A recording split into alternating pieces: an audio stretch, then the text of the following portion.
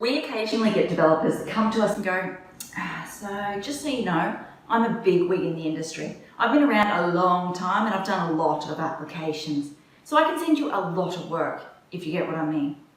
So with that in mind, I'd like you to take a look at this proposal. I'd like to apply to rezone this site. Yeah, talk about blowing your cover. In that instance, my mind goes, so by big wig you mean like a rookie, right?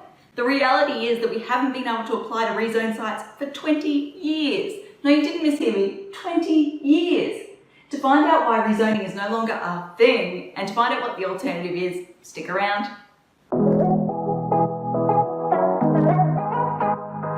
Okay, so the question we're answering today is, can I rezone my site? As I said in the intro, no, sorry. You haven't been able to do so since the late 1990s. That is 20 years, people. So, to explain, the state legislation or the state rulebook that we're currently operating under is called the Planning Act.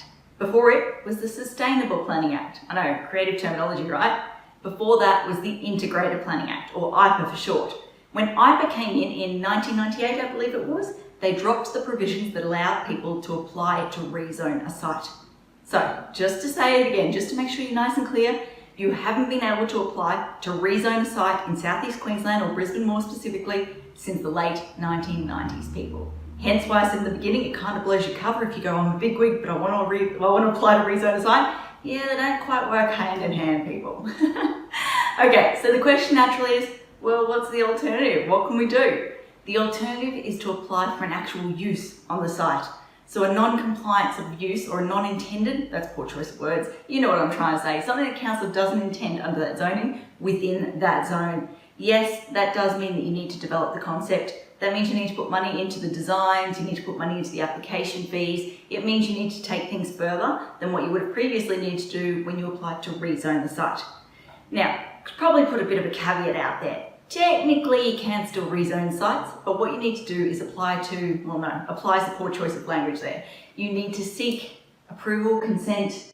You need to, let's go back a step. Essentially, when council goes through and redoes a neighbourhood plan for an area, you basically need to put a submission in that says, I would like my site and all of the other sites immediately around me to be upzoned as part of your neighbourhood renewal process.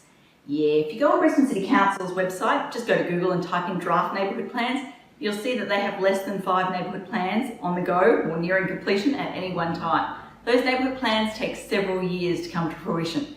So yes, technically you can put a submission in that says, hey, I want to upzone my site, but the chance of your suburb actually being picked as one of the ones that are going to be upzoned and the chance of council actually listening to you are very, very slim. So you're not technically applying for it, you're not getting approval for it, it's kind of a roundabout way, but the chance of success is so slim. So like I said in the beginning, the short answer is no, you can no longer apply to rezone a site. Instead, what you need to do is apply for non-conforming use on that site. That's the quickest and easiest way. The alternative is sit back, wait and see if council comes through and rezones your area, and as part of that process, ask them, please, please, pretty please, can you upzone my site? So there you go. If you've enjoyed this video, I'd encourage you to like, comment and share below. I love seeing those likes, comments and shares. Until next time, thanks for watching. For all you red tape lovers out there, I have one thing to say. Well, no actually, I've got 3. Number 1, the advice provided in these videos is general in nature. It's not site specific. You would be a silly billy to go and make financial decisions based on this advice without first checking with the town planner.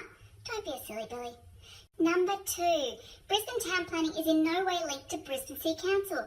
The views expressed in these videos are my own, not council's. So if you don't like them, blame me, not council. Number 3, what was my number 3? Oh yeah, the views expressed in these videos are accurate at the time of recording.